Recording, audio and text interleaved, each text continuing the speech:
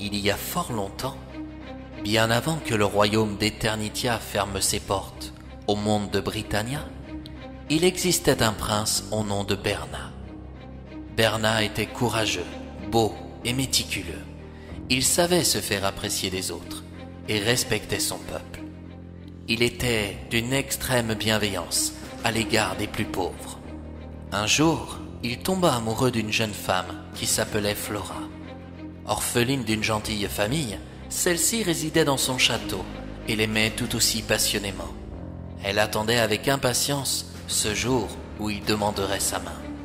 La date du mariage arriva et se posa dans l'agenda du prince. La veille de l'événement, Berna décida d'aller voir sa promise pour lui annoncer la nouvelle. Flora laissa son cœur s'inonder de joie. Dans ses bras, elle lui avoua qu'elle avait anticipé ce moment. Le jeune prince l'informa qu'il viendrait la chercher demain pour l'amener dans son château, où une église immense allait accueillir la cérémonie des tourtereaux. Rois, reines, princes, princesses, comtes, comtesses, chevaliers et tant d'autres allaient pouvoir témoigner de leur grande amitié. La nuit s'apprêtait à tomber. Berna n'arrivait pas à se séparer de Flora. Il avait pourtant pas mal de route à accomplir. Quand il se décida à quitter ses bras pour rentrer chez lui, la peine lui fut considérable, mais Flora piaffait d'impatience d'être à demain. La jeune femme se rendit au balcon de sa fenêtre et regarda Berna partir pour profiter encore de sa présence. « Mon amour, dit-elle, je suis aussi triste que toi de te voir t'en aller. Il me tarde d'être à demain. Dès le chant du coq, je serai ici, à cette fenêtre. Je guetterai ton arrivée. »« Par tous les saints de Britannia, je serai à cet endroit dès les premières lueurs du jour, » rétorqua Berna. « Je t'y attends déjà, mon bien-aimé. S'il en tenait qu'à moi, je resterais là à patienter toute la nuit, et mes cheveux bruns qui te plaisent tant deviendront une crinière d'argent. » En entendant les paroles de Flora, Berna éclata de rire. « Ha, ma douce, il n'y a point besoin d'attendre. À l'heure qu'il est, tout le monde se trouve dans mon royaume, et il me tarde de ne pas les décevoir. » Avec un dernier signe de la main, Berna s'en alla en galopant sur son cheval. Celui-ci courra toute la nuit, qui devenait de plus en plus dense. Berna connaissait parfaitement sa route.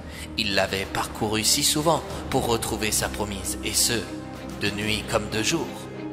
Il savait qu'il allait devoir chevaucher jusqu'à minuit passé. Sa nuit serait courte, son repos aussi. Mais il aimait tellement Flora qu'il se sentait capable de supporter toutes les fatigues du monde de Britannia sur ses épaules. La lune n'était pas encore levée, mais l'air était doux. Un vent léger caressa le visage du jeune homme. Il huma des odeurs qui venaient du bois de Brocéliande. Soudain, il se mit à siffler une mélodie d'une autre époque. Son cheval bondissait facilement sur le chemin. Ensemble, ils sautèrent par-dessus des taillis, des ruisseaux, et décidèrent de prendre une route plus courte en allant dans un bois sombre qui leur permettrait d'atteindre une plaine. En sortant de cette forêt, Berna entendit des cors de chasse. Il arrêta son cheval.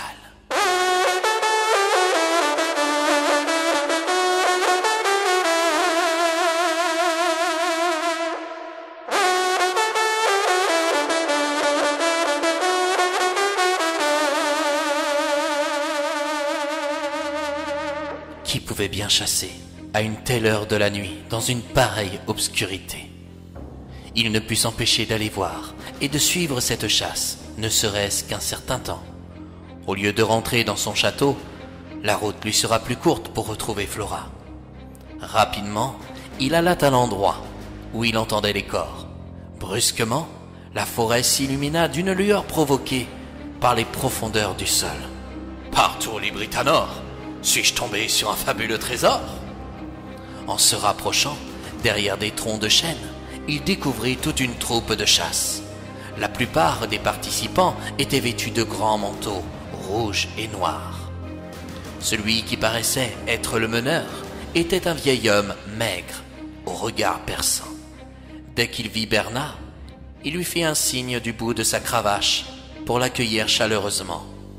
Cet étranger était installé sur un cheval tartare où les muscles frémissaient sous cette curieuse lumière qui éclairait la clairière.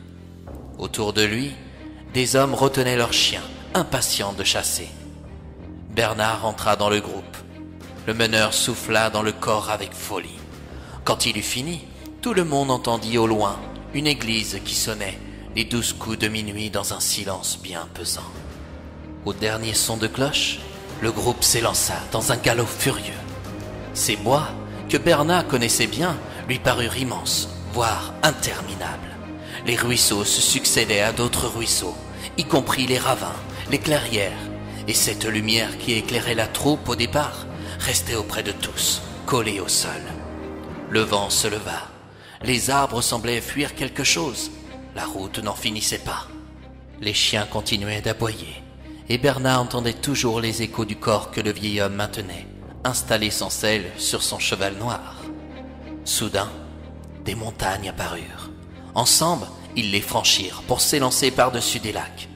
Bernard avait chaud. Son visage suait. Cela ne dura pas, car un vent glacial se pointa. Arrivèrent-ils dans les montagnes d'Artica? « Arrêtez! Arrêtez !» s'écria-t-il. Personne n'entendait sa voix.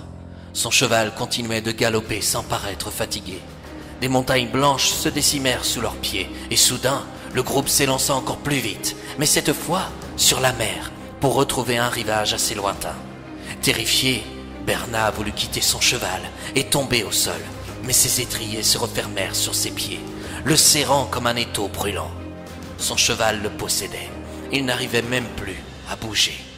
Vaincu et résigné, il se décida à attendre et se laissa emporter. Il ferma les yeux, pensa à Flora. Non, il ne sera pas à ses côtés le jour de leur mariage. Il pleura. Pourquoi s'était-il laissé prendre par sa curiosité?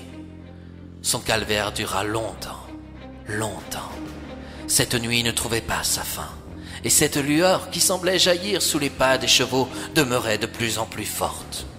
À plusieurs reprises, il eut chaud et puis froid. Ses membres s'engourdissaient et quelques instants plus tard se réveillaient. Les chasseurs continuaient de galoper sans interrompre cet épouvantable bruit fracassant. De temps à autre, Bernard ouvrait les yeux pour savoir s'il se situait toujours à Britannia.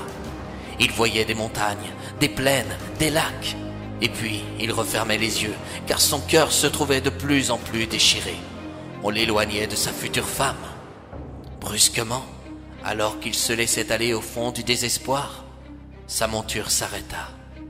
Il tomba sur un sol, recouvert de bruyère et de mousse.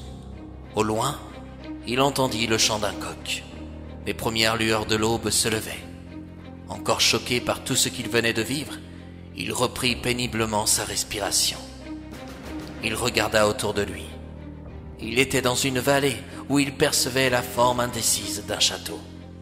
Était-ce celui de sa bien-aimée? D'un pas hésitant, il s'y rendit à pied. Il ne remonta pas sur son cheval. Au-dessus de la porte, une silhouette apparaissait à la fenêtre. Récupérant sa joie, Bernard se précipita pour retrouver Flora. Dans ses bras, il dévora le regard de sa promise. Mais il s'arrêta net. Ses yeux se figèrent. Flora possédait des cheveux blancs, comme une neige installée dans une prairie. Un beau matin d'hiver. « Enfin, te voilà !» lâcha Flora. « Oh, j'ai dû attendre 30 ans dans les pires angoisses. »« Comment ?» avait-il bien entendu? Tout à coup, Bernard se sentit faible et si pitoyable. Il avait l'impression d'être un vieillard qui ne pouvait plus marcher. « Flora, dis-moi, comment est-ce possible ?» Ils pleurèrent longuement dans les bras, l'un et l'autre. Le temps avait chassé leur histoire, mais leur amour demeurait toujours intact. Ils finirent par se marier, plus âgés qu'ils ne l'auraient cru. Ils n'eurent pas d'enfants, mais le soir, souvent, aux côtés de leurs amis et d'un bon feu de cheminée, Bernard racontait à leurs petits comment il avait perdu 30 années de sa vie en se joignant à une chasse infernale, menée par un chasseur du temps.